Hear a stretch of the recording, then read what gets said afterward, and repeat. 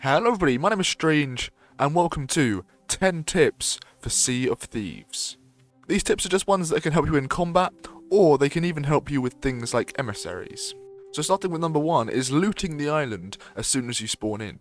So when you spawn in at an outpost, always just go around and loot the barrels. There's been times before where I've gotten over 100 cannonballs before I've even left the outpost. Also, another tip is just don't get bananas when you're looting the island, because, well, they're the worst food in the game, but that'll be a tip later on.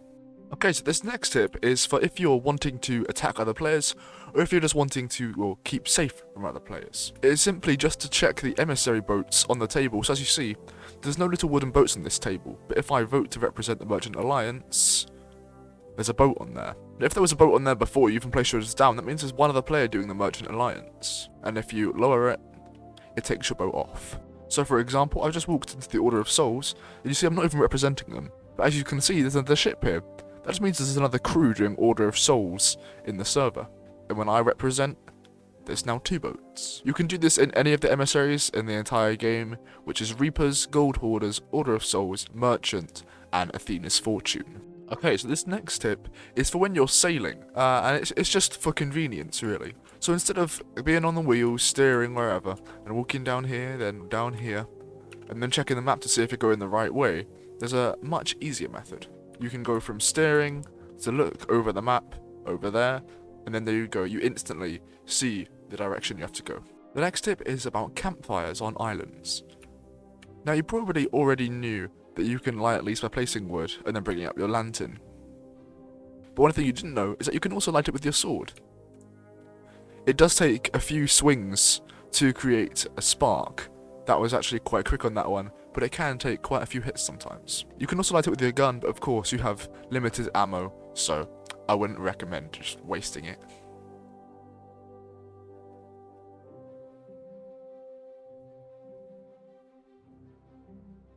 Okay, so this next tip can be useful in combat, or if you just missed an island.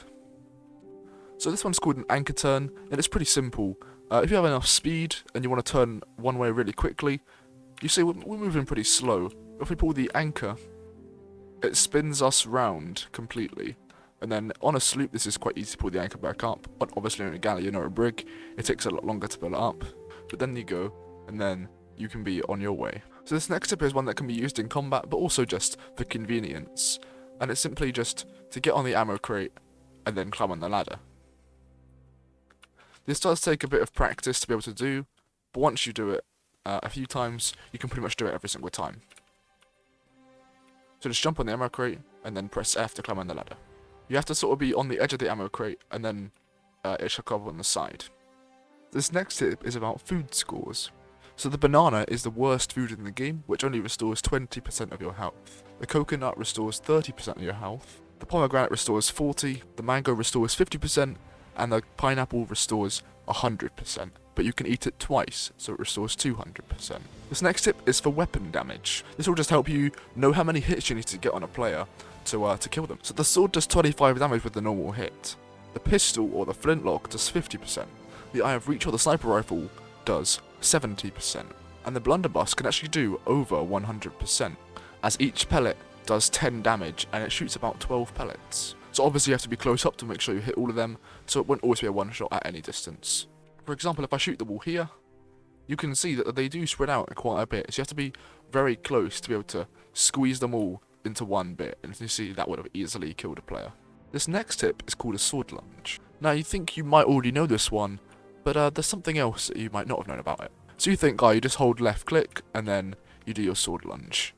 That is one way to do it, but that's probably the worst way. What you should really do is hold right click before you do it, so you're blocking, and when you hold left click you can actually move around a lot more than you usually can. Because as you see with the normal one, I can hardly move, but as you saw earlier, I could move a lot more. But also one extra thing, which does take a little bit of practice, but I can do it every time without fail now, is that when you block, you hold, and just before the sword goes forward, you jump, and it makes you really cover some distance. And as you saw, I got from the back of the boat to like around there in the water.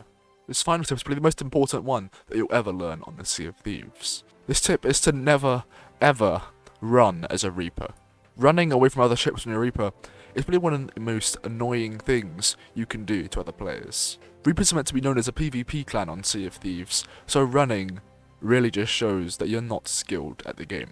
And honestly, if you're not prepared for combat, don't even bother being a Reaper. But anyway, that's going to do it for today's video. If you did learn anything, make sure you leave a like and also subscribe. And if you have any tips for me, definitely leave them in the comments and they might be included in the next video. Anyway, thank you for watching and I'll see you next time.